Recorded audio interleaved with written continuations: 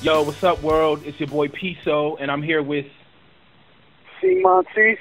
And this is the first official Nerd Era discussion. We're going to do this podcast style because we have so much to talk about. We couldn't do a video. We have to do a podcast. So, yeah. Podcast beta test. Beta test, yes, indeed. So, our sound quality might be a little bit off. We're trying to beta test this, get it working, but just bear with us, and we're going to continue to bring you guys some great stuff. But, man, we got a lot of stuff to talk about. Yes, we do. I'm going to let C Monty handle the beginning of this discussion. We're going to talk about every single Marvel announcement that was made today, which was like 1,000,001.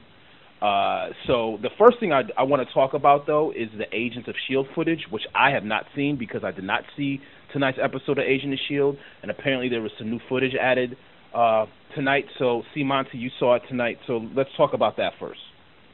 Okay, so to reiterate, just what you're speaking on, for those of you who don't know, today was a big press release day for Marvel. They did like a big press conference, a la Steve Jobs, with Apple stuff, because apparently they weren't satisfied with their Comic-Con stuff. Like, they had so much more they wanted to tell us. Wait, now, do you think that DC's release slate might have anything to do with this at all? I think the leak probably did have a bit to do with it. Yeah. But I do feel because they said this had a lot to do with they weren't satisfied with the way their Comic-Con presentation went down. They had a lot more stuff they wanted to announce that they didn't get around to.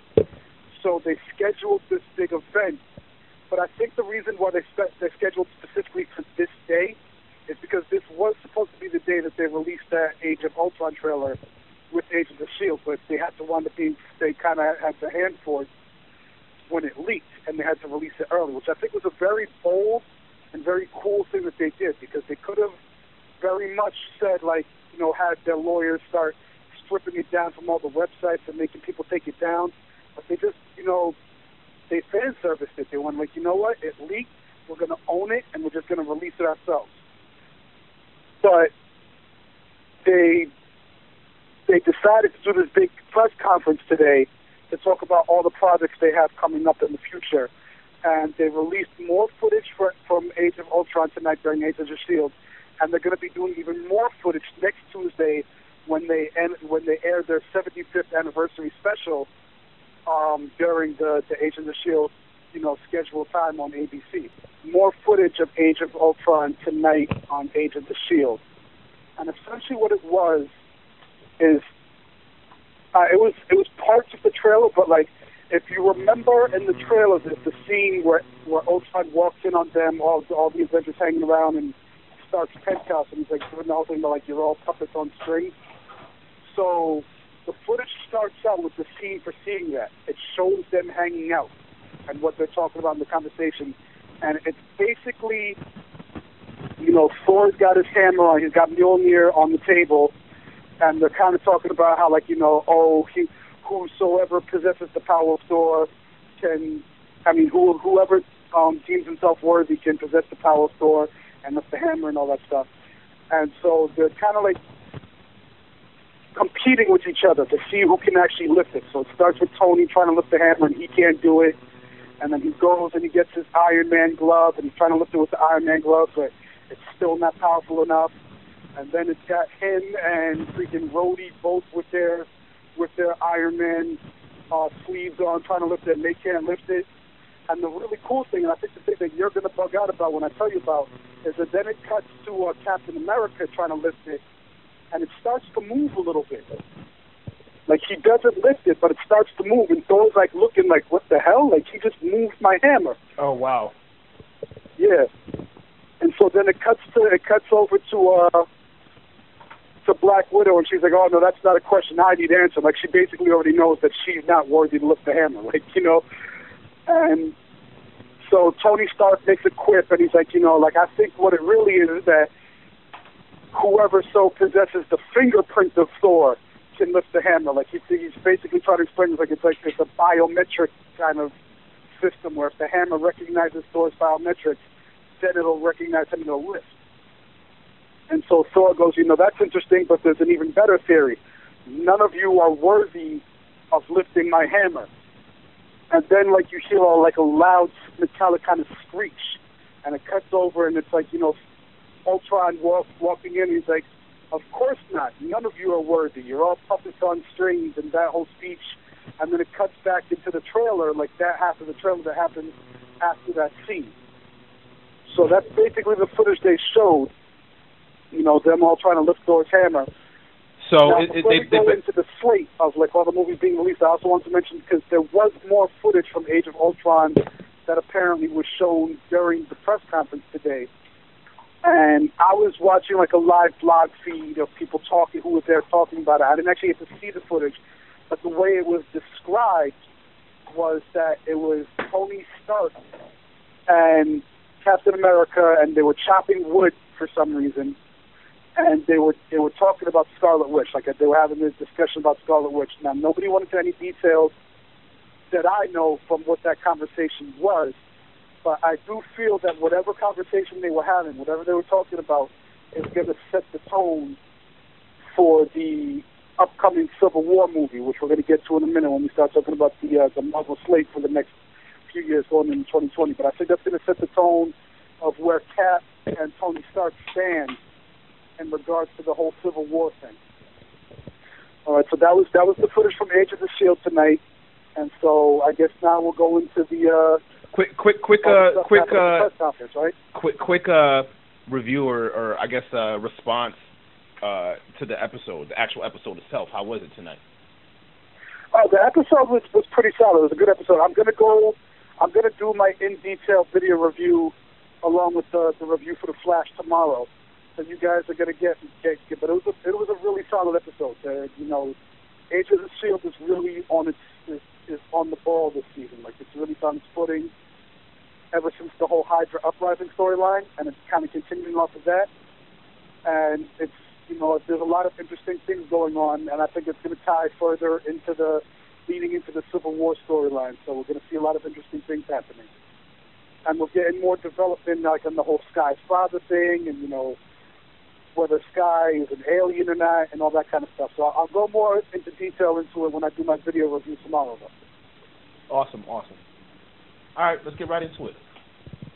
As you guys may know, Marvel just released their slate of the next, 1, 2, 3, 4, 5, 6, 7, 8, 9. The next, 6 years. The next 6 or 7 years. Next 6 years, but I'm counting the movies. 1, 2, 3, 4, 5, 6, 7, 8, 9, 10, 11. So the next 6 years, we're going to have 11 Marvel films. 11. Some people say this is overload. I don't think it's overload, because I compare it to this, right? Basically what they're doing is they're doing what we've been getting from television for a long time, and it's like episodic serial storytelling. Like these characters have decades of history, so we need a lot of movies, since they're not TV series, to get the full story. And I'm excited. So let's get right into it. All right, so May 1st, Avengers Age of Ultron. We've already talked about this. We've seen the trailer. Everyone is super, super, super hyped about that. July 17th, I don't think we need to talk about that much more. July 17th, 2015, we have Ant-Man. Ant-Man. We briefly discussed this but let's talk about Ant-Man real quick. Ant-Man is another gamble. Out of all the movies that are coming out over the next few years, Ant-Man is the biggest gamble. If you had to point out one potential flop, it would be Ant-Man. It's definitely a character that people are not going to automatically be excited about, like Black Panther and Captain Marvel. We know that the reason that they're doing the Ant-Man movie is because of Edgar Wright, and he's no longer attached to the film. So a lot of people are concerned, is this movie going to be any good? I thought it was going to be a very humorous, like, comical movie. But I'm looking at some of the screen grabs that they've shown. It looks like it's going to be more of a heist film, like a science-based heist film almost. And I think that might have a lot to do with where the falling out happened between Marvel and Edgar Wright. Because I think he probably wanted to do it more as a comedy. I think they wanted to do a more serious tone. and that's probably where things have. But it's also weird to me because some of the directors, some of the people they looked into after that were Adam McKay, who's known for doing comedy, and even the guy they got directing it now. Like a lot of the stuff that he worked on was like comedies, like sitcoms and stuff like that. Right. I mean, and also you have Paul Rudd as your lead, so people are gonna expect a more humorous take, and I think that Ant-Man needs to be really funny because not only is the character, to the normal people who don't know the comics, they're going to think he's kind of like a joke, but I see the Marvel Universe getting really dark, you know what I mean? And as things get darker, we're going to need Marvel to still remind people how to have fun, I think Guardians, and we'll get to Guardians of the Galaxy later, but as the Guardians of the Galaxy film that came out this year, it was a very refreshing, fun film. And I love the Avengers 2 trailer, but it's very, very dark. And and looking at some of these names of some of these movies and some of the titles, looks like we're going to go to some dark places. And I just think that it's important for Marvel to keep their universe fun because DC seems to want to have a no jokes, no monkey business, no tomfoolery, whatever clause they sent out, and one of that whole internal memo they did where, I mean, I get that you were nervous after Green Lantern bombed, but right, and my problem, people like that fun movie. Yeah, and that was my biggest problem with Man of Steel. A lot of people who are fans of it, I'm just like, yo, it was a sad Superman movie. Yeah, it was a sad Superman movie, and like it's like Batman. It works. See, here's the thing about it. Here's the thing about going dark. When you go dark, right, studios like to do it. Why there's all this like, dark side of this and extinction. All these movies have these dark titles, and they have like they look. What was the Star Trek movie? Into Darkness and Into Darkness. Exactly. The reason studios like to go dark because dark gives fans the idea that they're going to get a movie with high dramatic content. That then it raises the stakes, right? When it's like everything's all bleak and dark, it's like, wow, our hero's really, really assed out. He's really in a lot of trouble, and he's going to have to work really, really hard to, overcome these obstacles. It's so much going to be such a big challenge. And the thing about it is that's not how every character is. Not every character is a dark character. And on top of that, how are you going to make every single movie dark? Because then you can't keep making them darker and darker and darker. Like, you know what I mean? It's like you have to control your stakes so that the movies can have impact. And I think, Man of Steel already started off on the wrong foot by making it super dark because now it's like, how can we get darker? How can we do a movie where we destroy more than Metropolis? Like in Avengers 1, you think about Avengers 1, it was a huge, like, climactic battle, but you can already see them doing something way bigger than the battle for New York. You know what I mean? Exactly. And like the next one's gonna go global, and then by the third one we're going like into freaking space. Exactly. They can. The other thing that irks me about it is that the whole point of going dark is to show that there's still hope in overcoming that. Right. If everything ends like bleakly, Superman, I don't want to keep going off topic, but Superman defeated Zod, but like he lost his connection to his Kryptonian heritage, half the city was destroyed, like it ended so bleakly, like there was no hope at the end of it. And here's the thing, Dark Knight, Batman is the Dark Knight, Superman is supposed to be a symbol of hope, and he's supposed to have a lot of humanity. Even though he is an alien, he's supposed to feel like a human because he falls in love. He's not like Thor, who falls in love with humanity but still remains a god. Superman falls in love with humanity and becomes a human. He creates a human persona because he loves exactly. So you never got that humanity, you never got that hope. But anyway, we're not supposed to be critiquing Man of Steel. Yeah, we're not here for DC. All I'm saying is Ant-Man, I hope it doesn't go dark. Like, I hope it's funny. I hope it's crazy. I hope it's over the top. I hope it's like, kind of like Guardians of the Galaxy. Like, I want it to be like have a lot of jokes, and I want the the dynamic of I can just see Michael Douglas as Hank Pym as like a crazy mad scientist. You know what I mean? Like this crazy old mad scientist who who no one But trusts. you know what, though? Like, even if they don't go straight comedy with Ant-Man and everything like that, I think Marvel has been having a really great balance between dealing with the dark and light elements. Like, Guardians of the Galaxy had some dark elements in it. Absolutely. And the same as, like, Winter Soldier was a darker story, but it had its moments of levity. Right. Well, So Marvel strikes a good balance in their tone. They do. And you know what? I think the Avengers 2 is probably going to have a lot of light moments. You know, Yeah. I think they wanted to make this trailer set a specific tone, but I think when we see the movie, there's going to be like elements of humor and stuff. Yeah. I mean, it definitely makes sense for them to show the darker elements in the trailer because Ultron really is like, next to Thanos, Ultron is like one of the worst villains that the Avengers ever faced. Right. So, like, there's going to be some dark stuff happening in that story. Right. No, true, definitely. And I want it to be a dark film like an Empire Strikes Back, but just don't have it be like Man of Steel, which had literally one joke. If you're counting, there was literally one joke, and it wasn't even a good one. It was when the female soldiers referred to him as who was actually Carol Ferris. Right, exactly. So that was the one attempt at humor from the no monkey business DC film cinematic universe. But anyway, let's move on. So okay, Ant-Man. I'm excited about it if it's funny, and I hope it is, and it looks like it can be, but I don't want it to be dark. 2016, May 6th, Captain America 3: Civil War. Yep. Holy dingleberries! All right, so. I mean, we all kind of knew it was coming. We knew it was coming when they signed Robert Downey Jr. to Captain America 3. We all knew it was going to be Civil War. Can I play devil's advocate, though? I spoke about this briefly when I talked about the, Robert Downey Jr. being cast in Captain America 3. Here's the thing. Why isn't it Avengers Civil War? Like, why if it's Captain America, right? Then it's Captain America. Like, Captain America Winter Soldier worked so well because it focused on Captain America as a character and his relationship to the Winter Soldier. This film seems like it's just going to be another Avengers film. And I get that.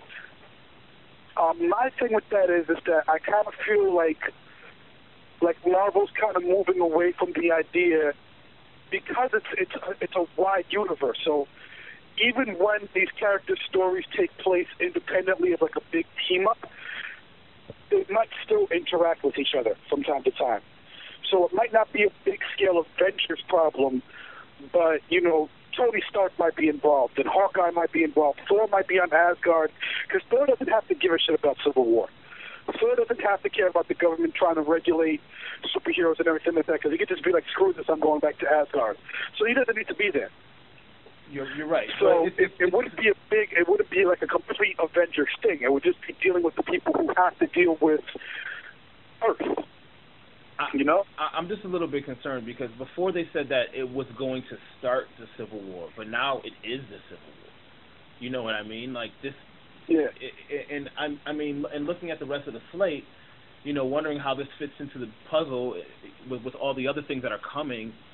How I'm wondering how long the Civil War storyline and how important the Civil War storyline is going to be in the long run. I almost feel like they're shoehorning it in, because why not just have another Captain America solo film where he continues to try to pursue Bucky and bring the Red Skull back and just do that. Like, why he has Crossbones? Like, there's enough going on in Captain America's own universe not to have him do a Civil War film,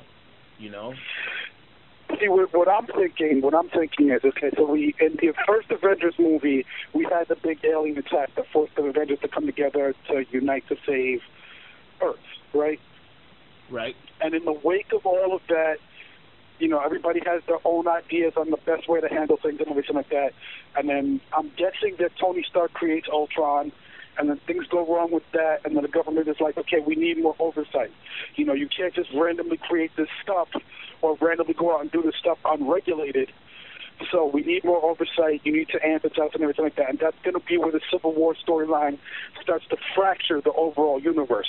So you're going to have these independent movies with each character kind of dealing with how all of this is getting fractured. and then Thanos is going to come in for Avengers 3, and that's where they're going to have to be like, you know what, we need to put all this shit aside because we're dealing with bigger problems, and we need to unite and put our differences aside and deal with this freaking guy with this freaking power glove that's going to destroy the whole universe if we don't do something. I like how you said power glove, but you know, I absolutely agree with you. But like I said, let's go back to this whole Civil War thing, though. Like when you look, even if you look at the image for the logo of Captain America, it's like Civil War is huge and Captain America is small. It's like this is a so I'm just, and then also listen, the whole thing about Civil War is that there's two sides. There's Captain America's side and there's Tony's side, right? And you can pick which side. You're supposed to pick which side you want to be on. By making this a Captain America movie, you're basically automatically saying that Captain America's side is right, that he's the protagonist and that you should follow his way, and that you're making Tony into a villain automatically. See, but here's the thing, because they're adapting the Civil War storyline, but they're basing it, like it's going to be similar to them, but they're basing it on events that occurred within the cinematic universe as it is. Now, we already know that Tony Stark is not trusting of the government. So his thing is that he wouldn't want to work with the government. So my question becomes, and there's also rumors floating around saying that like the real villain of Captain America 3 is going to be like the NSA and the government. So my question is, are Tony Stark and Captain America on opposite sides on this issue? Of course. Listen, it's going to be... If we're basing this on the cinematic universe, would Tony Stark ever side with the government on this? Yeah, I definitely think so. I think this is going to be about Rogers taking down Stark. That's what it's going to be about. He's going to be public enemy number one, which is what they kind of already did with Captain America 2. But he's going to have a team though. It's going to be like Secret Avengers. It's going to be him, Falcon, Widow, Hawkeye, probably Maria Hill and Fury, and maybe like who knows? They might throw in the fucking S.H.I.E.L.D. agents for a good mix or something like that. He's gonna have his own and then it's gonna be them against like all the high-powered Avengers. It's gonna be Tony. He's probably gonna have Banner. Who knows? They might have introduced Miss Marvel and Panther by then. Who knows? Tony will probably just have an armada of like he'll probably have Vision and Scarlet Witch and Quicksilver. Like, so it's gonna be about all the street level like underground secret agent type black ops heroes versus all the high-powered, like, shiny, godlike ones. Because that's how Civil War worked out in the comic books. It was like Captain America had his own little secret Avenger squad, and they were always on the run, which makes for a cool movie. It does, but once again, it's not a Cap. I wanted a more Captain America film, and then I really hope they put Winter Soldier in there somewhere. You know what I mean? Like, they need to like follow up on that storyline about him trying to chase down Bucky.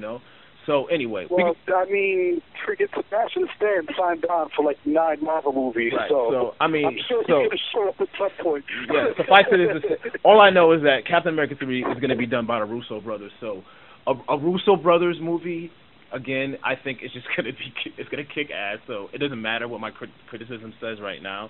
It's probably going to be fucking like, it might even be better than Avengers 2. Who knows? Because I feel like the Russo brothers can direct action probably even better. You know what? I want to reserve my critique until I see Avengers 2.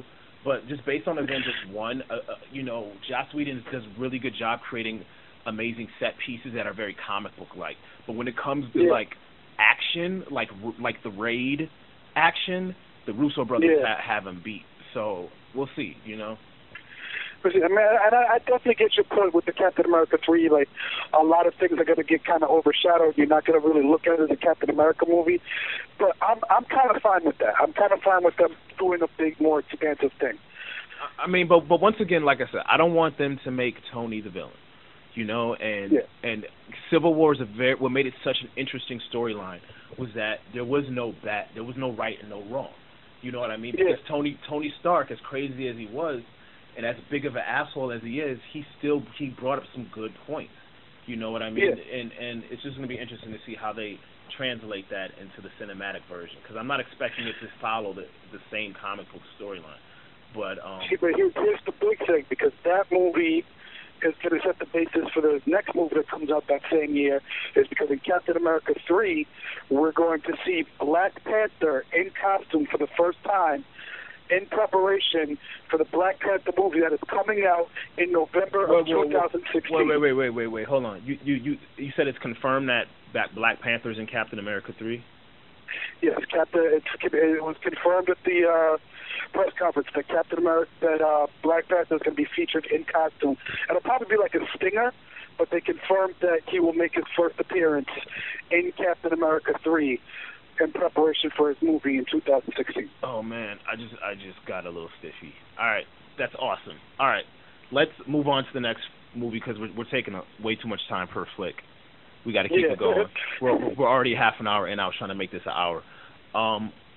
November 4th of 2016. So after Captain America 3, we have Doctor Strange, November 4th.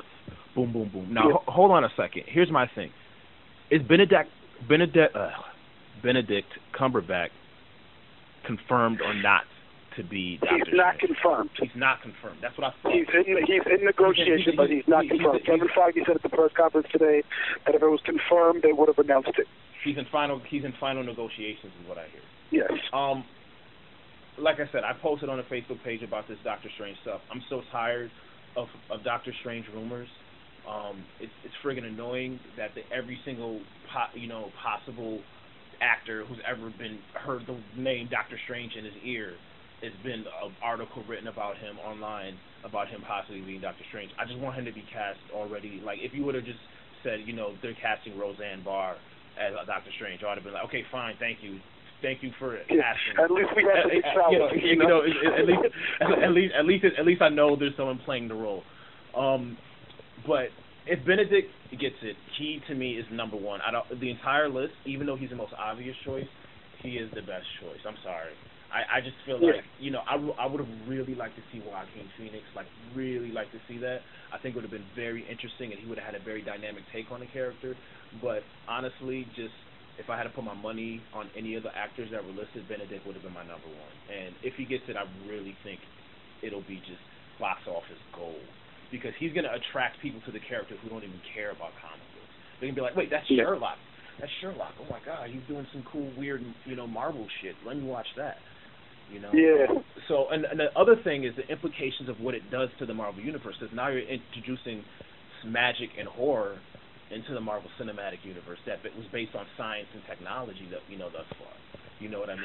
Yeah, and I think I heard them mention something about it's gonna deal with interdimensional stuff and everything like that. So right. I mean, listen. Doctor Strange goes all over the place. Like he goes to other dimensions. He goes to hell. He goes to outer space. He's a freaking sorcerer supreme. He goes inside people's dreams. Like he's all over the place. And I really hope I just think that movie is just gonna be so awesome. I mean, I have so much faith in Marvel at this point that even when they make decisions that I don't agree with, I'm just like, you know what, I'm just gonna run with it because it's gonna work out in the end.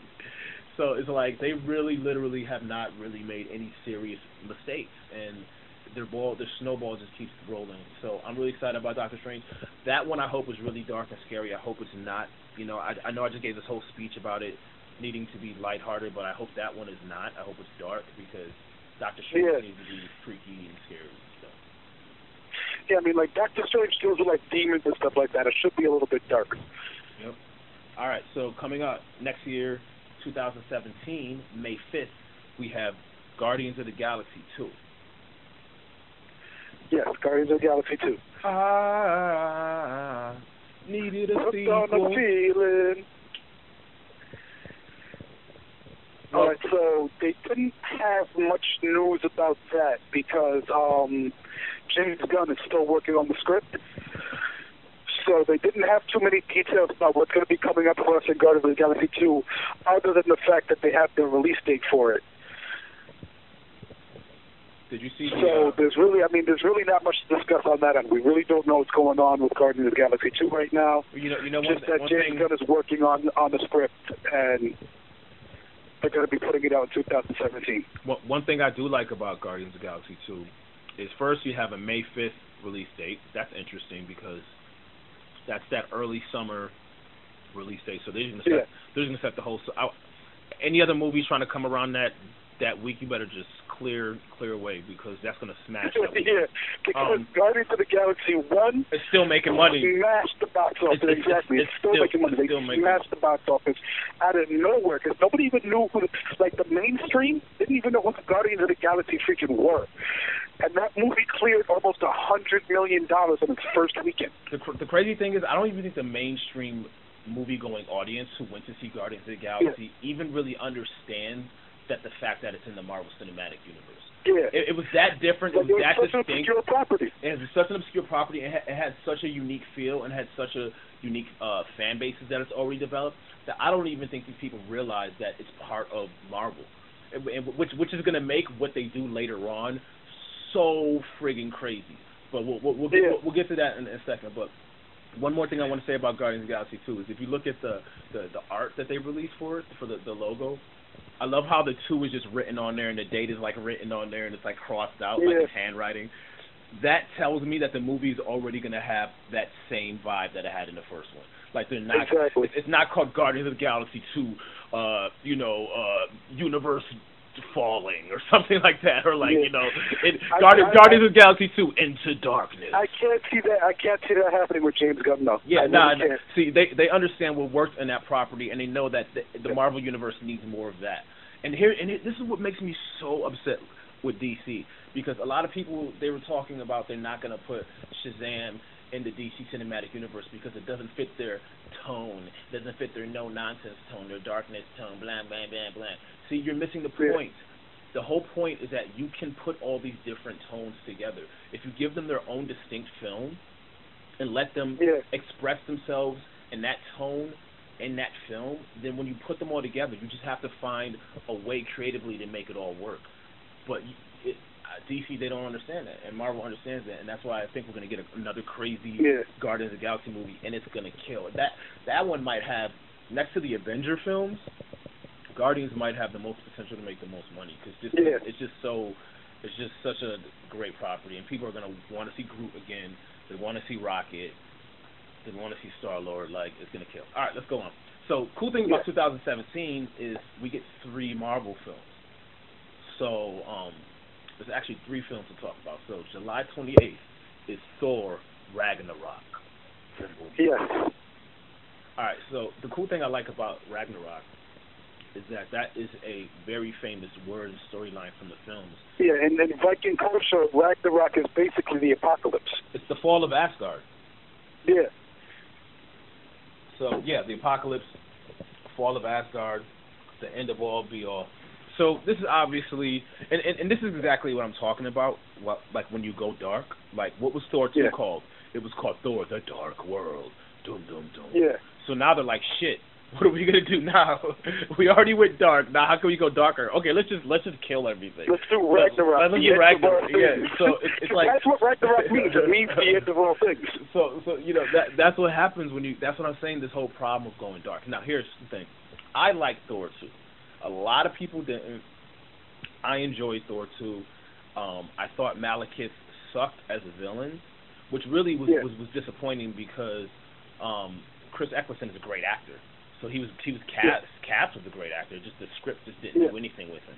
However, it was saved for me because Loki was so awesome, and I think Loki's awesomeness overshadowed Malekith's suckiness on that film. And one thing I talk about Thor 2 that no one else ever talks about is I thought that the final battle in London between Thor and Malekith was awesome. I thought that was a great battle, how they were flying through different dimensions. That was freaking sweet. And that to me was a better, more satisfying battle than the one of Man of Steel. I know I always argue against Man of Steel, but I have to. That was a more satisfying fight than Man of Steel because it was 2 gods fighting essentially, and I could see everything happening. And whereas when Man of Steel fought, it was just like, Dragon Ball Z played in fast forward or something like that. Yeah. But that's just me. I don't think a lot of people are expecting a lot from Thor just because a lot of people were not happy with Thor 2. It was like it was a movie that, disappointed a lot of fans. So I need to know who they're going to get to direct it because... Well, here's I'm expecting a lot from Thor 3 because think about this, right? Now, we know Avengers 3 is going to be and I'm kind of getting, but it's going to be the Infinity Wars, right? Mm-hmm. Now, we all know that in Thor 1, there was that Easter egg where you see the Infinity Gauntlet in Odin's chamber. Thanos has to go to Asgard to get that Infinity Gauntlet. And I think that's going to be a big plot point in Thor Ragnarok. Oh my God, you just blew my mind. What if Thanos is the one who brings upon Ragnarok? Exactly, because he has to go to Asgard to get that Infinity Gauntlet. Wow. That makes perfect sense. Either that, or he has to have someone go to Asgard for him. But one way or the other, the Thanos storyline has to tie into Asgard so he can get his hands on that Infinity Gauntlet. You know what's crazy about that? That would be an amazing way to introduce Thanos properly. Would be the Thor film, because that would give people a reason to care about the Thor film, for one. Because I know, like in Guardians 2, a lot of people might have left. I mean, in the first Guardians movie, Guardians of the Galaxy, a lot of people might have left that theater not really knowing how much of a threat Thanos actually is. And he just kind of sits there and, like, you know, throws dialogue at Ronan, but you're never really given any impression that Thanos is someone who is capable of destroying the universe if he chooses. And I think that using him in the Ragnarok movie, like showing what a threat he really is, that'll probably be the movie that does it. Dude, that makes prime perfect sense. people for Infinity Wars. Because he could come and completely destroy Asgard, and then he's like, guess what? Earth is next, bitch. You know what I mean? And that would be so... Wow, I think that's a great... And then also, you could also have, like, Thor, you know, I feel like maybe Thor might get pissed off after Civil War and, like, fuck you, I'm going to Asgard. I'm going back. Yeah. Or, you know, or maybe he realizes Loki took over and he needs to go right some wrongs, and then that would give him a reason to come back to Earth for the Avengers. Like, oh, shit. Because Loki might try to make a deal with Thanos. Yeah, that's what I'm saying. I totally think Loki works with, you know, gets into... He's already made one deal with Thanos before. He might not have known he was working with Thanos, but he definitely already made a deal with his people. Wow, dude, thank you for that. That's great. That makes so... If they do that, that makes so much sense. All right. Dude, I've been thinking about that all day since they announced Ragnarok. All right, so let's go to the third Marvel film coming in 2017, November 3rd, Black Panther. Holy crap. Are you freaking serious? Black Panther. All right, listen, I mean, here's the thing. We knew it was coming. Just like a lot of these movies we knew were coming. They were rumored for a long time. But to actually see it in print, and not only that, they told us who's cast, Chadwick Boseman. I mean, listen, man. All right, as someone of West African descent, I obviously would have loved to see an actually, you know, African-born actor get that. Yeah. Like, you know, like a Dimon Honsu, even though he's too old and was already cast as Korath the Pursuer. But Chadwick is such a phenomenal actor. I mean, like, all right, he killed it in the movie, the James Brown movie. I forget the name of it now. Yeah, he did. I mean, he really... Even though I didn't like that movie that much, it was okay. His performance, like he nailed the performance stuff. Performance was unbelievable. You know what I mean? And he's shown that he has the chops. You know, and he has he looks the part. Like I think he's a great actor, and I think this is one of those roles that he's probably born for. And I think it's going to elevate him to a higher standard. I just hope he can get a good African accent down. I hope he doesn't sound like a fake African accent, but you know, we'll see about that. But hopefully, he'll get that. But I have faith in him as an actor. Because for me, at this point, at the time that they were ready to make the Black Panther movie, like this current generation, for me it was either going to be him or Chiwetel Ejiofor, because I still really liked him as the operative in Serenity, and he did a good job in that movie Red Belt, so we knew that he could handle the physicality of it, and I do like him as an actor, so for me it was come down to that. Chiwetel was excellent too. You know, I feel like DC is going to grab him for something though. Or Djimon Hounsou, but Djimon Hounsou got eliminated when he was featured in Guardians of the Galaxy, so. It kind of sucks that Idris Elba got, I kind of feel like he was miscast when they played him, when they put him as Heimdall, because he could have played a lot of different, characters in the Marvel. Yeah. Yeah. Now here's the thing. But before we continue on, there's one thing we're forgetting. The Daredevil series. Now the Daredevil series is coming out in 2015, right? Now we're already in 2017, so by this time we probably would have had the Luke Cage series as well as the Jessica Jones series. Because if I'm not mistaken, the chronological order they're doing with the Marvel Netflix series is Daredevil, Luke Cage, Jessica Jones, then Iron Fist. Yeah. So I'm assuming that they drop one per year. We would have had the Daredevil series, the Luke Cage series, the Jessica Jones series, and potentially 2 seasons of Agent Carter and another 3 seasons of Agents of S.H.I.E.L.D. Yeah. Which is a lot. That's a lot of stuff on the television side. Now, my question is this. We see that, how deep is this going to go? Because it's like, in Captain America 2, we already see, like, flashbacks of, like, Agent Carter, and we know, like, that stuff is going to, like, connect in a lot of different ways. One of the things that I know is going to, there's a scene in Ant-Man. Age of Ultron? No, there's a scene in Ant-Man. Or maybe it is Age of Ultron, where it's between Agent Carter, Howard Stark, Hank Pym, what's the dude who's the guy who in Captain America 2 who became a computer program. Zola? Yeah, Zola. It's basically back in the 1950s, when they were just forming S.H.I.E.L.D. and they have a meeting. So they're really making this whole Agent Carter series have like significant impact in it just even the way they even used it in S.H.I.E.L.D. like how she found the first 082. The obelisk. Yeah, they're making it all connect, which is just so brilliant. And I get mad when people argue about that you shouldn't try to merge your TV universes with your cinematic universes. It's too creatively restrictive. Marvel's doing it, and it's doing it well. Sure, S.H.I.E.L.D. stumbled out the gate, but I guarantee you, Agent Carter and Daredevil are going to kick ass. Watch. And then what are you going to say? Whereas now DC, they have these great TV shows that have nothing to do with their movies. You know what I mean? Exactly. Like, the Flash TV show is pretty awesome. Like, it would be, and that kid could play in a movie. Great. That kid could play in a movie. So why is Gotham not really just a prequel to your current Marvel DC Batman film?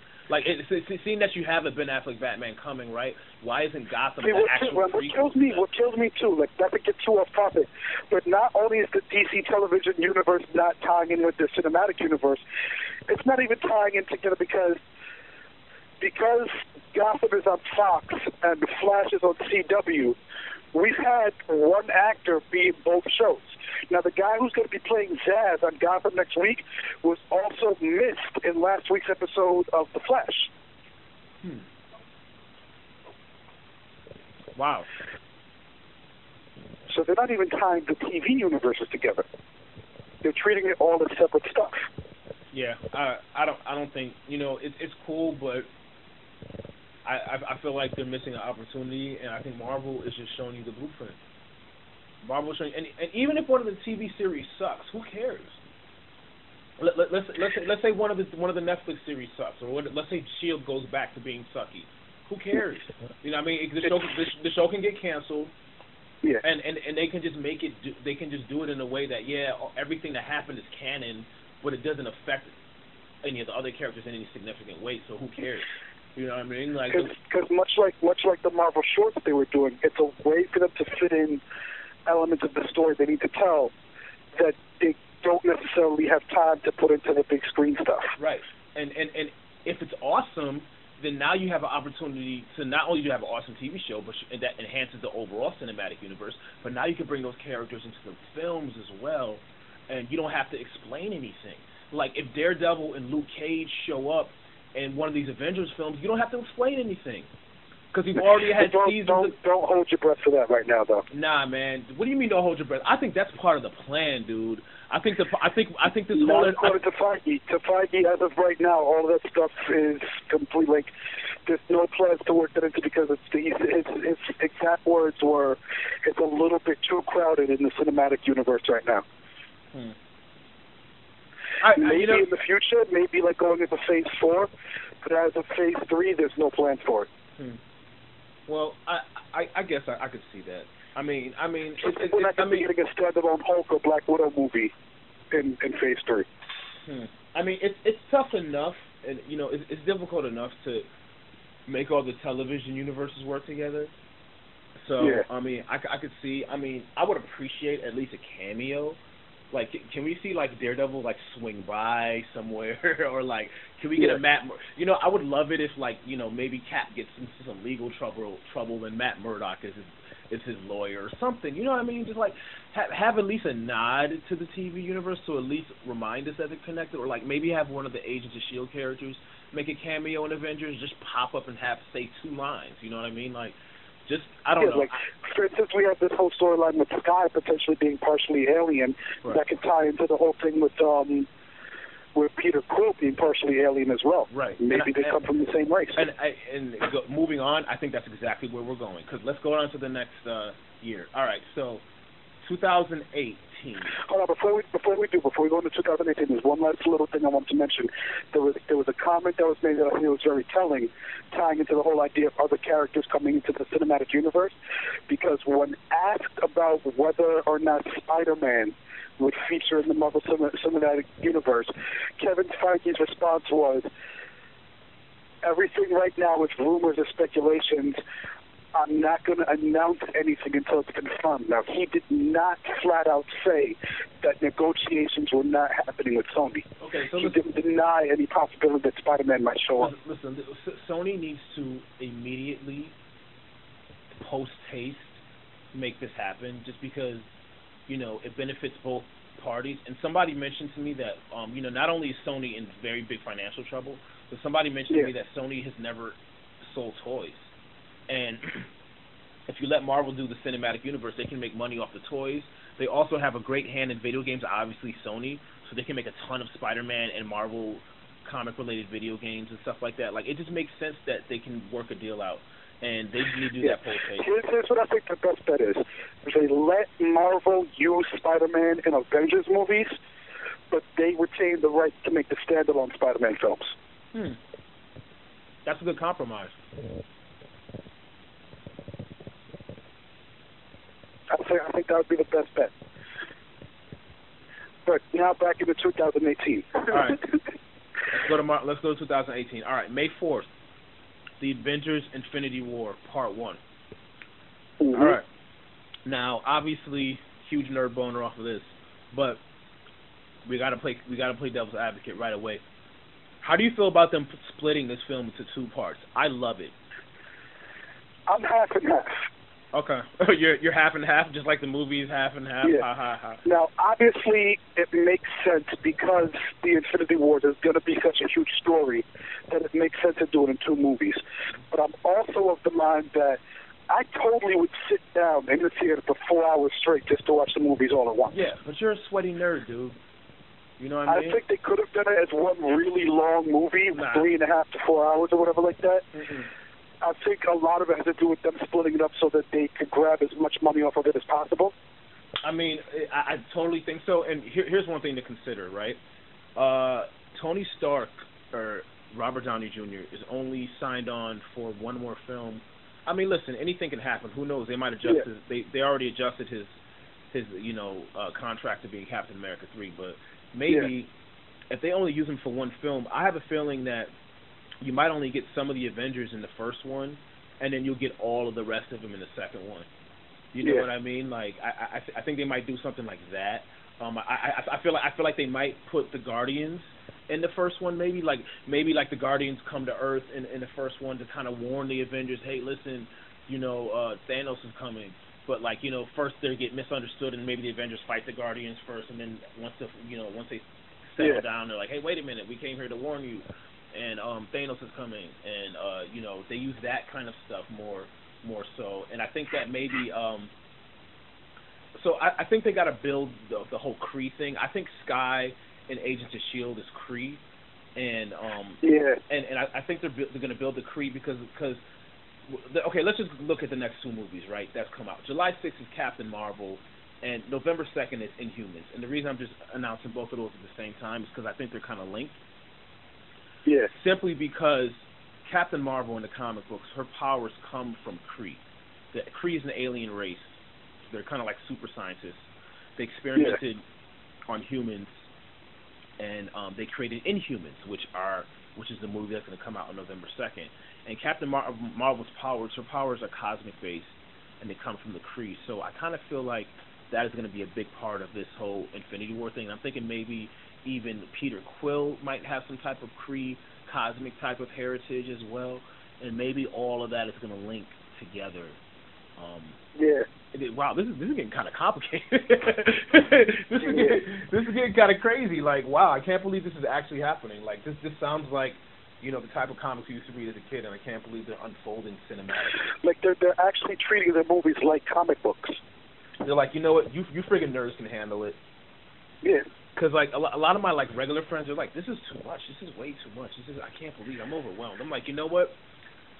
I think the key to this, us nerds are going to get it, but I think the key for Marvel to have success is for each movie to be distinct and each movie to have its own flavor. And it'll attract its own audience, right? So Thor kind of has his own audience. Captain America has his own audience. There's people who will see every single Marvel film, like we will, but other people are only going to see certain ones. That's why I get a little bit worried with movies like Captain America 3, where it's like Civil War, where it's not really a Captain America movie, where it's really an Avengers movie. But I think for Captain Marvel, this is our first female-led, you know, Marvel superhero film. We've been waiting for this. Captain Marvel is the perfect heroine. Like right now, I'm reading Captain Marvel, and I'm also reading Miss Marvel. The Miss Marvel comic book is awesome, which is you know, that's another topic for another day.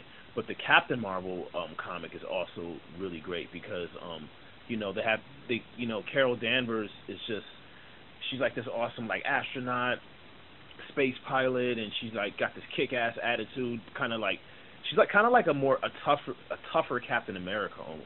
You know what I mean? Only with cosmic powers. You know what I mean? And you know, she can shoot energy and she can punch through people and she flies and she's a kick-ass costume. I just think it's going to be awesome. And I feel like Marvel's going to cast a really great actress as opposed to, you know, Gal Gadot or Gadot or whatever you say they cast for Wonder Woman. I don't know. I'm so excited for both Captain Marvel and Black Panther because they're game changers, at least for Marvel. Here we have, not only do we have a black superhero, but we have an African superhero. Yes. And he's not going to be fighting Ebola, you asshole. And then we have Captain Marvel, a female-led superhero, but like a kick-ass female superhero, like not like a... Because Black Widow is cool. She's awesome, but she's also kind of like... She also kind of uses lies and sex as her, like, weapons, you know what I mean? Which is kind of like... You know, some people would say, oh, that's typical female stuff, and she can't really do anything like... She can't do anything against Thor or, like, Cap, you know? They'll kick her ass. Whereas Captain Marvel, though, on the other hand, could kick Thor's ass, or at least give him a run for his money. You know what I mean? She give him a good fight. You know, and I think that's important. That she's also, her powers are also physically strong, as well as having a tough as nails attitude, because in all over, she's just a powerful character that, you know, women can look up to, and you know, these are going to fill gaping holes. Like, they're going to be people who are not really interested in Marvel Universe, and be like, oh, there's a black superhero, oh, I'll see that. You know what I mean? And like little girls would be like, oh, there's a female? Okay, I'll see that, sure. You know what I mean? Just like Guardians of the Galaxy brought in old people for the 80s references and little kids for the raccoon and tree. You know what I mean? It's like they know what they're doing. They wanted to do this for a while, and we're waiting for the right moment in their palette to release this. And I'm also wondering at this point, does Ant-Man pop up in any of these films? You know, does Ant-Man pop? I mean, I feel like it'll be a waste to introduce him with his own film and then not give him. You know, obviously there's no plans for him to have any sequels. But I mean that's the thing. They're starting essentially 5 new franchises. You know, but they're also especially ending with the Inhumans. Right. they're also ending 2 other ones. They're ending Thor. I'm assuming Thor is going to be the last one. Assuming Captain America is going to be the last one, and then Guardians. I don't know. I feel like they're not going to stop with 3 Guardians movies. For some reason, I don't think they're going to just do 3 of those. I don't see Guardians storyline continuing past Thanos. You think that after Infinity War, there's no more Guardians? I'm not sure. I don't see. It depends on where they want to shift their focus, because I'm looking at they're going to focus on the heroes on Earth. I don't really see where Guardians fits into that. Well, I'm looking at the rule of 3, right? Where every single franchise that they do, they have the potential to do a trilogy, right? So assuming that's the case. Yeah. Unless they want to do a Nova Corps movie, if they want to go into a Nova movie, then we can see some more Guardians of the Galaxy. Nah, dude. I think after Phase 3, we're gonna get more Guardians movies, dude. I think that movie franchise is way too bankable. Like, Guardians potentially could be their biggest franchise, next to Avengers, not including Avengers, because Avengers notwithstanding, simply because it's all of the franchises together, so you can't even really weigh it against it. Excluding them, I think Guardians has the potential to be the biggest one. You know what I mean? Watch when Guardians of the Galaxy 2 hits. See how much money that makes day one, and then we'll talk. Because I think Guardians of the Galaxy 2 is going to make $1 billion. I think it's going to clear $1 billion. And the only other franchise to clear $1 billion outside of Avengers is Iron Man. The other ones didn't. Cap and Thor still don't clear $1 billion. You know what I mean? Yeah. So I think Guardians is going to clear $1 billion. And I think that means that they're going to make more of those movies, or maybe have a rocket spin-off. You know what I mean? Or like something like that. Or maybe you're right. Maybe they do a Nova Corps movie, but I don't think we're done with the cosmic universe by any means. Nah, I don't. Yeah, you're probably right. But okay, let's move on, because we're getting close to that those last few minutes. So I want to talk about the Inhumans real quick. The Inhumans are very weird, and I think that they're dark weird. And I think what Marvel's going to do is they're going to treat them like they're X-Men. This is basically their X-Men. This is their team of, and I think that Quicksilver and Scarlet Witch are Inhumans. I think they're going to start off. That's what a lot of people, and I think I agree with that, is that Inhumans is Marvel's way of getting around the fact that they lost the rights to any of their mutant characters. Right.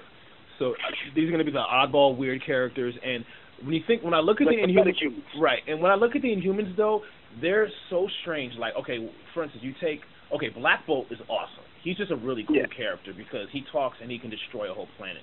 But I think that Medusa, the girl with the hair, she has this huge head of hair that it's living hair. It sounds kind of stupid, but then thinking about what they did with Rocket and Groot, I think they're just gonna make it awesome. And one of the biggest characters I'm looking forward to is Lockjaw. Lockjaw is this huge dog. He's this huge, I don't know, like a bulldog or something like that. And he can teleport. So that's his ability. And I'm just thinking about what they did with Rocket and Groot. I think Lockjaw is going to be another one of those, characters that everyone's going to, be like, oh, he was awesome. I love Lockjaw. Or even Cosmo, but that ties more into the Guardians of the Galaxy. Right, right. But I think because I already could see they're the main group of Inhumans. They're definitely going to choose Black Bolt and Medusa and Lockjaw. Those are and Maximus the Mad is also another one who I probably think is going to be the villain. But I think what they'll probably do with the Inhumans is they're going to treat it like that Heroes TV show, where it was just regular people who are chilling on Earth, who didn't know they were Inhumans. Because that's the way it works. It's there's people who are on Earth who have Inhuman DNA and don't know it, and it has to be unlocked with these Terrigen mists. And I think that's what's going to happen. It's just going to be a movie about some regular people. There's probably going to be some loud talking business executive who likes to blab his mouth all the time, and then he gets hit with the Terrigen mist, and boom, he's Black Bolt. And he's like, oh shit, I can't say anything. And then it's gonna be a little puppy or a little Chihuahua gonna get hit with some Terrigen mist, and it's gonna be a huge Lockjaw dog running around doing stuff. And I don't know. I think it has the potential. I'm not a crazy fan of the comic book. I'm not really, I don't really read it that much, and I think it's just kind of weird. But I think that weirdness is what they're going to tap into and to make it a great film, which was worked with Guardians of the Galaxy. So even though I don't like the comic, I think it's going to make a really good movie. And like one of the things they were talking about too is they mentioned the franchise potential of Inhumans. So like once the Avengers storyline starts wrapping up, Inhumans could be like the next phase where they start. You have the Inhumans movie where they're all teamed up, but then you can start doing standalone films with those Inhuman characters. So you could have like a Black Bolt movie, and you could have like a Medusa movie, because some of the actors, like Robert Downey Jr. and everything like that, might start stepping back after Avengers 3, and you won't have the standalone Iron Man movies anymore. But I think that's going to be their lead into Phase 4, is that they're going to start dealing with like the metahuman potential of the Inhumans. You know what? Marvel is really like doing this so brilliantly. Because, you hear Robert Downey Jr. crying about maybe he's not going to leave, and then you hear, like, Chris Evans saying, oh, I want to direct or whatever. He's like, they're like, we don't care. We don't need you. Look at Phase 4. Phase 4, Winter Soldiers, Captain America, boom. Black Panther 2, Captain Marvel 2, Guardians of the Galaxy 3, Ant-Man 2, Doctor Strange 2, Thor who? Captain America who? Iron Man who? You don't need any of those characters anymore. You could have a Black Falcon movie, Exactly. Inhumans too.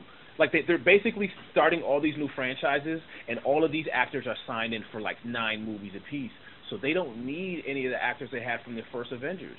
And if those guys ever decide to come back, like in Phase 5 and Phase 6, it'll be awesome for them to come back. But if not, they can just recast them. And then you could do a next Avengers storyline where you're dealing with their kids. There's so many other Avengers teams. There's so many different characters that Marvel can use that they haven't yet. Or they could give Daredevil a movie. Maybe the Daredevil series is like super hot. Popular, and they're like, fuck it, let's do a Daredevil movie now. Like they really can do whatever they want, and they don't need. Listen, up to this point, up to Guardians of the Galaxy, all of the Marvel films combined has grossed Marvel Disney $7 billion. It's insane. That is the total that they have made off of all the Marvel movies combined. $7 billion. 10 movies, $7 billion, and it's just going to get worse. So then, the interesting thing. At this point, there's no risk that they're not willing to take. Here's one of the interesting things, and this is the last part of Slate. 2019, May 3rd, Avengers Infinity War Part 2. Now, I'm assuming that's not going to be the only Marvel movie that year, because May 3rd is an early date, and if you look at 2018, they released 3 films. So I don't think Marvel is going to let a full year go by with them only releasing 1 movie, even if it is as big as Infinity War Part 2. But now I think they're going to take you maybe a few. I feel like that year they're going to put out 2 movies as opposed to 3. Probably take a little bit of a break and start to set up things for their next phase. For Phase 4, But I mean, listen, dude. Forget Phase 4. I mean, good luck making Phase 4 movies, because this slate, like, honestly, 2019 May 3rd, I can die after I see Avengers. There's no more story really needed. Like, once they fight Thanos with the Infinity Gauntlet, it's like, good luck making any other stories after that. Like, you've already done Civil War, you've done Infinity War. Now what are you gonna do? I mean, there's other stuff they can do, but I don't think there's only one potential storyline that is bigger than this Galaxy, streaming storyline, and that's the current storyline in Avengers Comics, which is Incursion. Let's not forget, they can start inventing original storylines that have nothing to do with the comics. Absolutely, you're right. They could totally bring in other storylines. And you're right. But once again, though, what I'm talking about is the scale. It's kind of like when I was talking about going darker. Like, once you go big, okay, for instance, Battle of New York. Okay, Battle of New York. Then you can do Battle of the World in Avengers 2, because Ultron's all over the world. Okay, Battle for the World. Then you can do Battle for the Universe in Infinity War, Thanos. But then what are you going to do what's bigger than that? I mean, the only other thing that's bigger than that is Battle for the Multiverse, which is like the reality itself. which is what Avengers are doing right now in the current Avengers comic books, and it's one of the best storylines I've ever read. And if it's as good as, and it's kind of like when I read the Winter Soldier storyline in Captain America, and I was like, oh, this is one of the best Captain America storylines I've ever read. They should make this into a movie, and they made it into a movie. So the current Avengers storyline, which coincidentally is called Infinity, deals with the multiverse, where there's all this multiversal stuff going on, and it's amazing. And I kind of feel like that's how you go bigger from like Infinity Gauntlet is multiversal stuff. But let's not get ahead of ourselves. Marvel has like spread out an amazing slate, and as opposed to and I know we keep going at DC, but we have to. DC to me just released a bunch of movies. They're just like, hey, here's a bunch of movies, booyah, and let's try to figure this all out. Whereas Marvel released what looks like a story arc. You know what I mean? Like you just by the titles of the films and the chronological order of them, you can see the story. You can see where this is going. You can see. I mean, who knows? Maybe we'll see the Celestials in Phase 4. Right. Who knows? Yeah, exactly. I just love how beautifully these movies work in order. You know what I mean? How like you get like a dark Avengers film, then you get like a funny Ant-Man film, then you get like a crazy military Captain America film, then this weird dark horror Doctor Strange, then you have a fun Guardians of the Galaxy film, then you go back to like another Thor, dark Ragnarok, and then you have like an adventure Black Panther film, and then we have the Infinity War setup. Like I just like how it keeps going into all these directions, and it all works together. You know what I mean? Whereas DC was just like, here's a bunch of movies, and hopefully they're all good. Like there's no way that all those DC there's no cohesion to it. There's no cohesion to them. Like, and it's like, oh, by the way, Aquaman was in Man of Steel. You know the whales that saved, Yeah, I heard that rumor. Oh my God! If that wasn't like a shoe-in, like they're doing it's like a last-minute cop-out. I'm really worried for DC because I'm looking at each one of these movies and I can see them all being hits. You know what I mean? Like with the exception of Ant-Man, which I think is going to be good, which I think is going to surprise everyone, but that's the only one that I can see not being a hit. And maybe Thor Ragnarok, but then you got me excited with the whole Thanos idea. So if let me tell you, if Thor Ragnarok is all about Thanos, oh my God, take my money now. Exactly. I'm throwing my money at the TV. I'm throwing my money at my computer screen. Why is this working? Yo, I will sell whatever body part I need to, or sell myself on the corner. You know what I mean? I'll sell my body in order to see Thanos destroy Asgard. Like if that's what happens in that movie, I'm gonna lose my mind, dude. And Thanos will probably do it with like 3 other Infinity Stones. He'll like probably only have 3 of them at that point and still like destroy it and be like, yeah, wait till I get all 5, bitches. It's a wrap. Exactly. It's a wrap. Oh man, I'm so excited. Anyway, so Marvel killed it, and oh, by the way, I want to talk about one last thing before we end, because it definitely is time for us to end. Did you see the teaser trailer for Infinity War? What? The teaser trailer for Infinity War. Now that I did see. I'm sorry, I still didn't hear what you said. The teaser trailer for Infinity War. Oh, yeah, where they show like all the clips of the Doctor, and then you see Thanos throwing the Infinity Gauntlet to the camera. Yeah, that, not only was that awesome, but it also lays to rest a lot of speculation, because, I got into arguments with people who said that, Loki's staff was not a mind gem. Yeah, they definitely hinted that these are all. Yeah, these are definitely all the Infinity Stones. So they showed the Tesseract, they showed Loki's Mind Staff, they showed the orb from Guardians of the Galaxy, and they showed the ether from Thor. So that is 4 out of 6. That's 4 out of 6. So we have definitely seen 4 out of 6, which is what people speculated. But it was just good to see. We'll probably see the Soul Gem in Doctor Strange.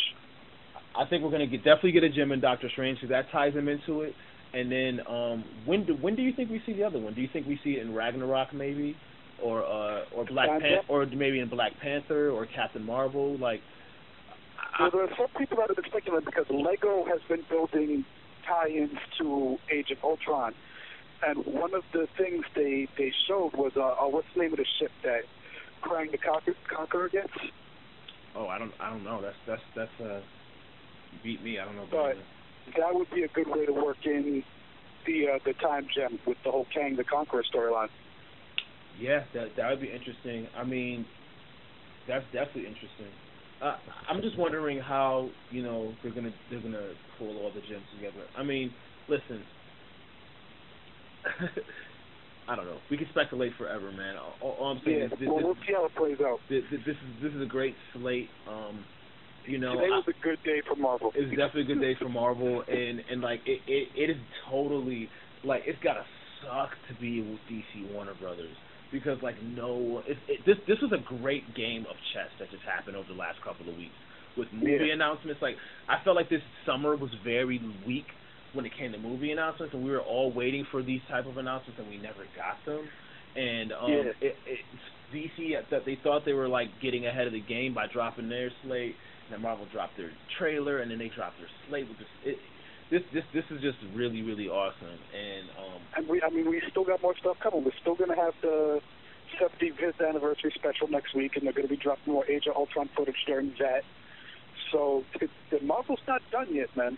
Yeah. DC really needs to step their game up if they want to have a hand in this market. Man, and Batman versus Superman better be the best goddamn movie I've ever seen in my life. That's all I have to say. It better be amazing. You know what I mean? Because right now, I don't think you can catch up. And this is why I'm hoping that not so much.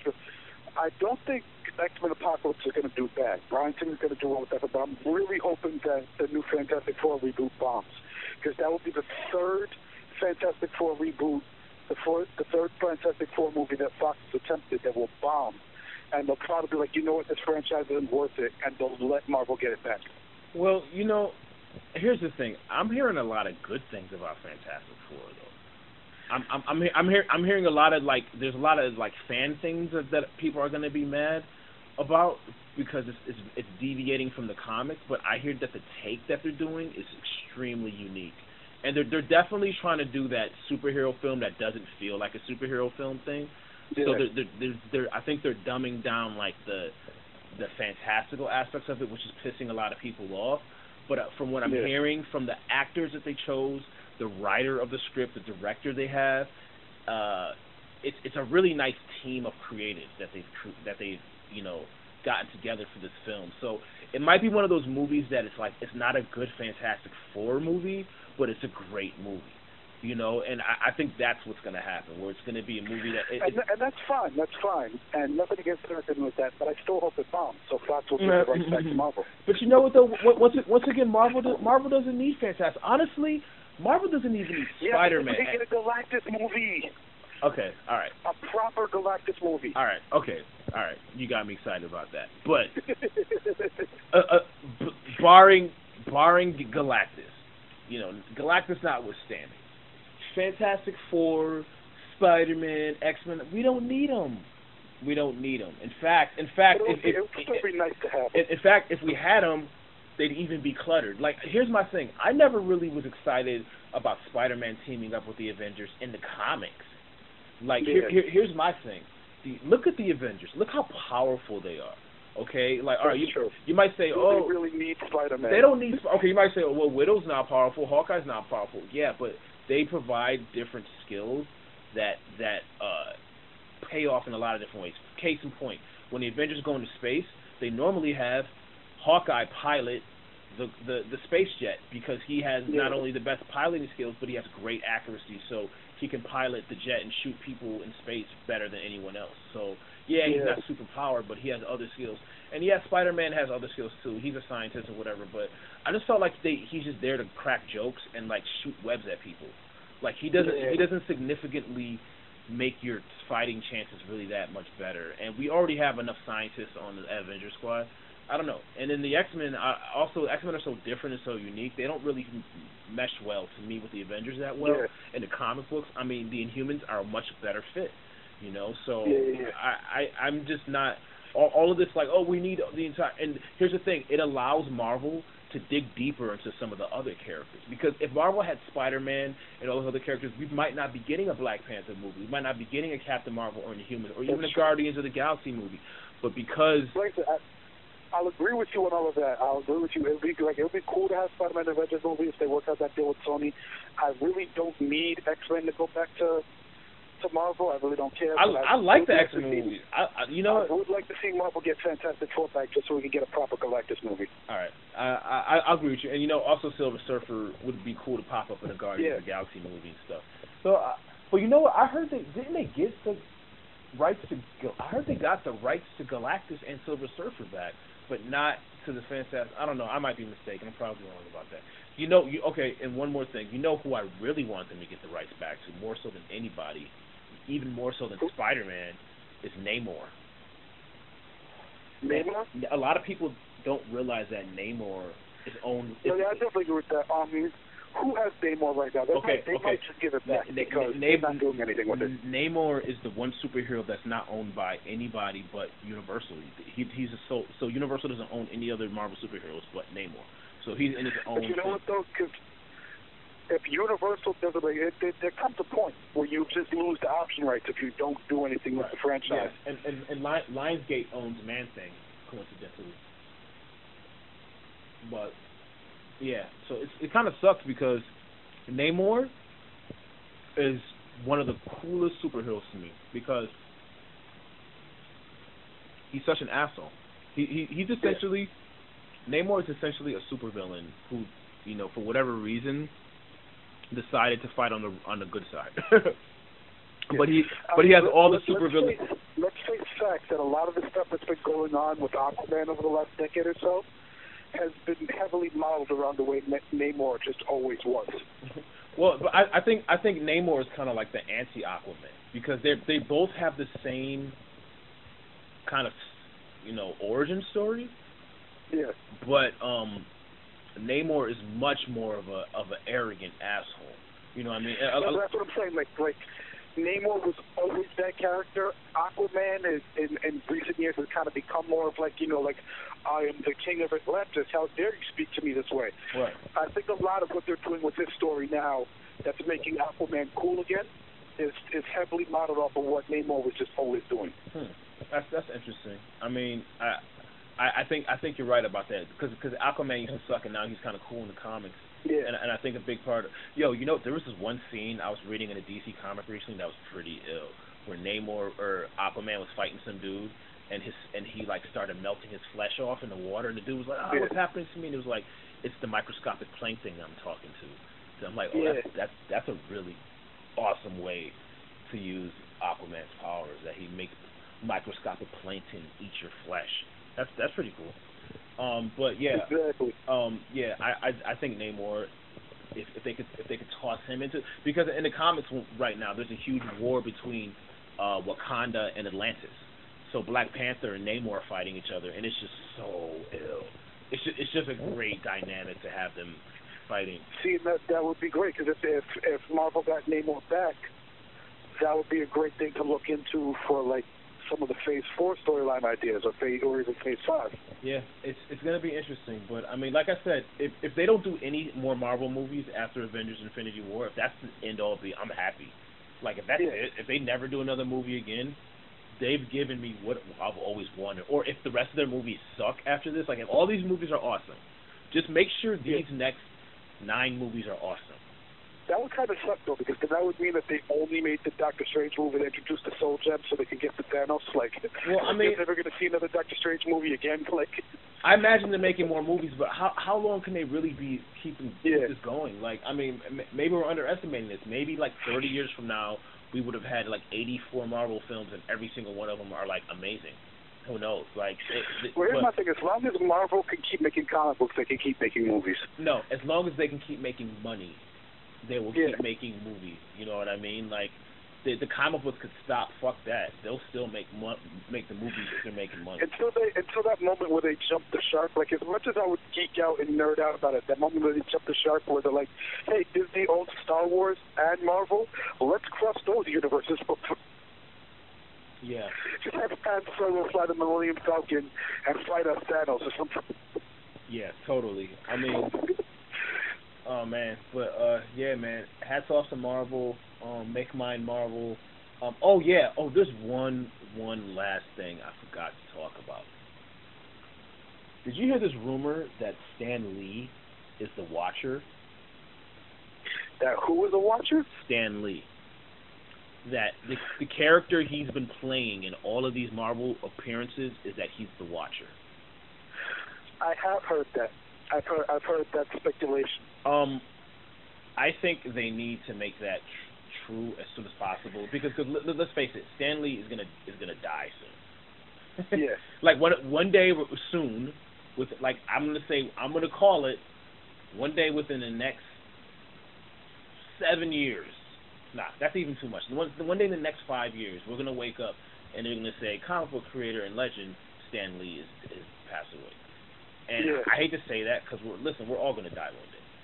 But this guy's getting pretty old, and let's make him it wouldn't be amazing if you got him to actually play one of the comic book characters. And it makes sense too because. Like, so far, you look at it as like he's just doing fun little cameos because he created all these characters and everything. That makes sense because he's the one consistent thing between all of the Marvel universes, like, you know, the Fox Marvel universe and then the Sony Marvel universe and then the Marvel universe. He links it all together. Those places. He links it all together, and yeah, I just think that would be really, really great. Like, I'm sure it's just a fun little theory that somebody came up with just as a goof, but it makes sense, and it would be cool if they just ran with it. Yeah, and because you know it could be like the Watcher takes human form, you know, yeah. and this is he just chooses the form of some old 90-year-old dude. But I mean that explains why that guy not only is on planet Xandar as well as like you know on Earth in 1942. Right? Like, yeah. why is the same guy in 1942 exactly. in Xandar in 2014? But it also explained why he's in the Spider-Man movies and the X-Men movies because you know he can go to different universes, and you know what I mean. Like it might even be the bridge to the Spider-Man. Like you could say Stan Lee is the Watcher, and he brings you know the other Spider-Man into this universe. That would be friggin' cool. Exactly. Damn, dude. Man, I don't know if I really don't think there's ever going to be another time in history where Marvel comic book movies are this cool. Because even if they still keep doing cool storylines, and even if the movies still make money, and even if 20 years from now they're still making them, it's still not going to be a novelty like this. Like, we're never going to have like this moment where we just got smacked in the face with a brilliant schedule. When we're coming off of some of the best superhero films we've ever seen. Like, and I think that's what a lot of like the younger generation of comic book fans need to understand because even like, you know, there's going to be cats older than us who appreciate it more, but like when we were 10 years old first getting the comic books, we would have never dreamed we would have gotten cinematic universes like this that actually take the characters seriously because every live action iteration of a comic book movie back then was crap. But you know what? My friend made up a good point. He was like, yo, this is this generation's Star Wars. Like, I don't think, and here's another question, I don't think Star Wars is going to be able to top Avengers. And, no, it's not. And I mean, I think the novelty, I mean, I don't know. Let's see. If the Star Wars movies, because, you know, who knows? We got to wait till Episode 7 comes out. If Episode 7 is, like, legendary and it makes $1 billion, we'll see. But if you ask a 10-year-old kid right now who he cares about more, Luke Skywalker or Tony Stark, he's gonna say Tony Stark. You know what I mean? They're dressing up like Iron Man every friggin' Halloween, and there's so many different colorful characters. You can be the Hulk, you could be Tony Stark, you could be Captain America, like, and we're not even including Guardians now. The Guardians open up the child market like crazy. Are you serious? Groot and Raccoon? The Guardians of the Galaxy is his generation Star Wars. Yeah, and I don't know, man. Like, damn, yo, Marvel is changing the game on so many levels. They're putting to shame all the science fiction and fantasy franchises because it's a fucking complete universe. It's something that has never been done before cinematically. Never, ever, ever been done. You know, who thought this would all come from Iron Man 1? Yeah, and see, this is one of the points I want to make too before we sign off and everything. Is that because I remember being very nervous when the news broke that Disney was buying out Marvel. I remember being very nervous, thinking, "Oh, they're gonna Disneyfy Marvel and everything's gonna be all cutesy and family friendly and all this crap." And they're gonna start putting They're gonna the best thing that could ever happen. Yeah, and they're gonna start putting Pinocchio music and Avengers, trailers. Oh wait, they did. But it was also because of it. Because they did like this creepy version of No Strings, and it's like, wow, that worked so well. And I thought Disney was gonna ruin Marvel for me, and it turned out to be the best thing that could possibly happen. It did, because now they've made Marvel comic books not like pop culture. It is now part of it's American mythology now. You know what I mean? But what I do have to say is that Marvel was lucked out by the person who's in charge of Disney now. Because if this had happened under Michael Eisner, we wouldn't have this universe like this. Right. Because he was a dick. Listen, man, and you also think about like all the bad movies that came before. They kind of like paved the way for this to happen.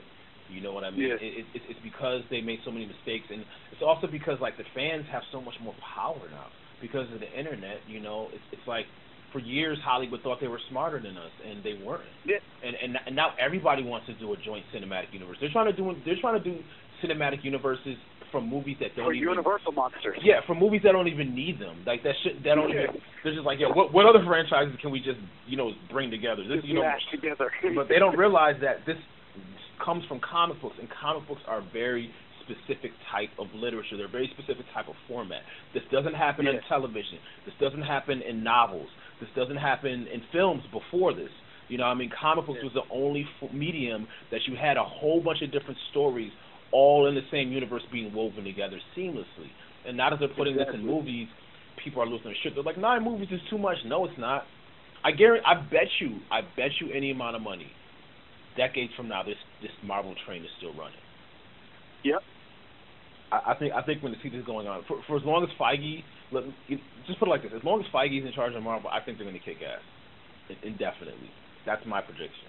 Until he steps down like Steve Jobs, Marvel is like the fucking Apple of comic book movies, and I don't even like Apple, but they're just dominating like that.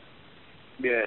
But anyway, I think it's time for us to close this chapter. Wrap it up. Yes, that's everything that happened with Marvel today. That press conference, very, very exciting stuff, man. I'm like,